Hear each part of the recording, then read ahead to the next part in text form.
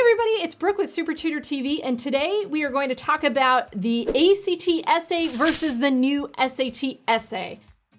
So I've already done a video on the ACT versus the SAT, but I've gotten some people asking what about the essay because you didn't really cover the essay. And while I think that if you're trying to decide between the two tests, that the multiple choice sections of the test are a lot more important than the essay for most people, it might be worth your while to check out the differences between the two essay topics and just to know what they are so you know what to expect if you're going to take one or both of these exams.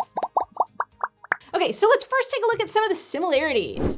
First, are these sections required? No and no. Both the ACT and the SAT do not require the essay. Now, this is a change from last time on the SAT because back in January, which wasn't too long ago, the essay was a required part of the SAT.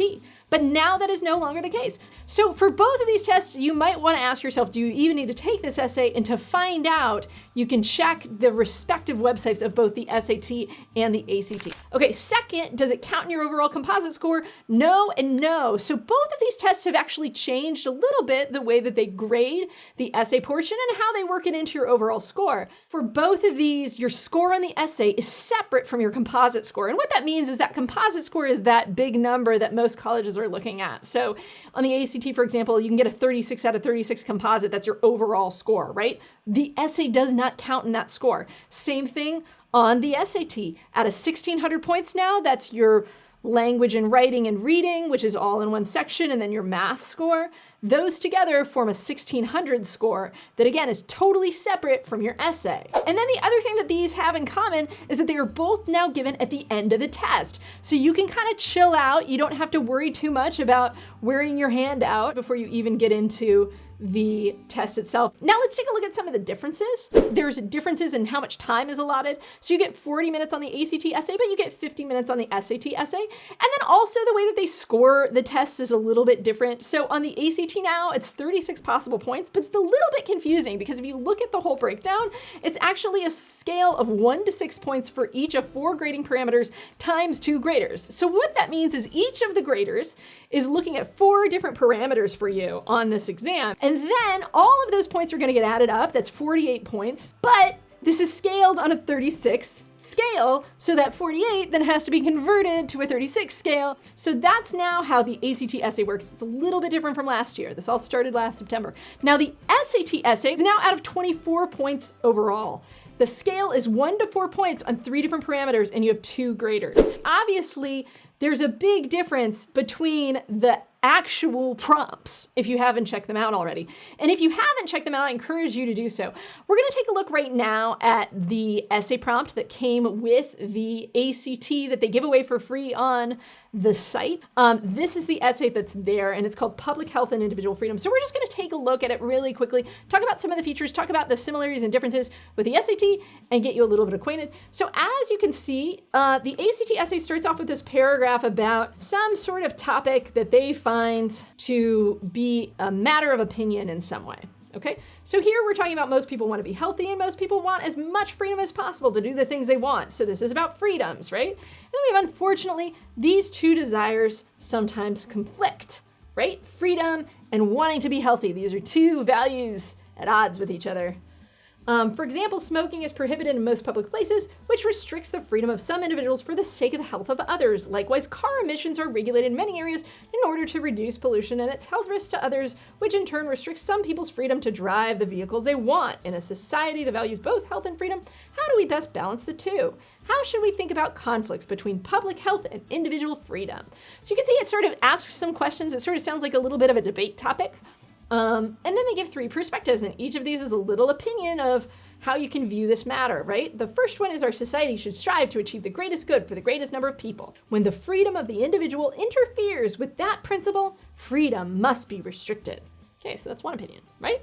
Perspective 2, nothing in society is more valuable than freedom. Perhaps physical health is sometimes improved by restricting freedom, but the cost to the health of our free society is far too great to justify it. Then we have perspective 3, which is the right to avoid health risks is a freedom too. When we allow individual behavior to endanger others, we've damaged both freedom and health.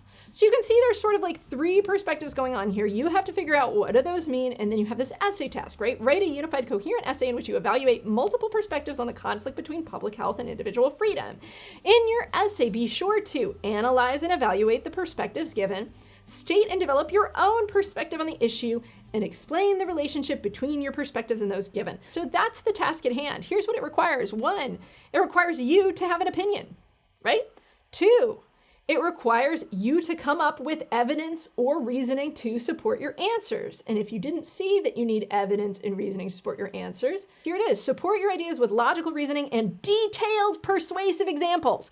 So here's the deal. On the ACT essay versus the SAT essay, you have to have detailed persuasive examples. Those are things that you come up with. Does this make sense? So you have to invent your examples, which might take a little bit of creativity. What I find is that my students who are really creative tend to do a little bit better on this kind of a task than some of the students that I have that like to just follow the rules, right? So you have to come up with your own examples. And then you also have to really have a good handle on logical reasoning, right? And you have to build a case. So the difference between this essay and the other essay is that here you're actually building a persuasive essay, right? And in the other essay, what you're going to be doing is analyzing a persuasive essay, which is a little bit of a different task. So here you have to synthesize a point of view. Okay, so now we're going to take a look at the SAT practice essay a little bit, and we're going to talk about some of the things that are involved in this process, which is a different essay. We have, as you read the passage below, consider how Jimmy Carter uses evidence such as facts or examples to support claims, reasoning to develop ideas and connect claims and evidence, and stylistic or persuasive elements such as word choice or appeals to emotion to add power to the ideas expressed. So here's what this is. What this is a big fat analysis essay. This is a totally different task than the ACT task. The ACT task is asking you to say what you think. It's asking you to come up with examples from wherever you can come up with them. And this, on the other hand, is 1, asking you to read and understand, and then 2, asking you to identify, to ID what is going on, right? And how. You have to answer this question, how? How does the author go about doing what they're doing, right? Whereas in the other prompt for the ACT, you were asking a totally different question. The question there you were asking was perhaps what, right? What is the best perspective? What do you think about this? Or maybe even why. You could say, here's why, this causes this, or something like that.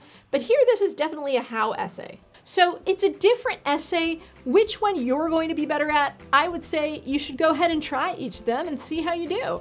And then you can read the example essays. Both of these exams have example essays on the internet that you can look up and read and try to figure out which one of these is best suited for you. So that's it for today. Give this video a thumbs up, subscribe to our channel. You can like us on Facebook, follow us on Twitter, follow me on Quora, and go to our website and sign up for our newsletter. And I will see everybody next time on Super Tutor TV. Bye-bye.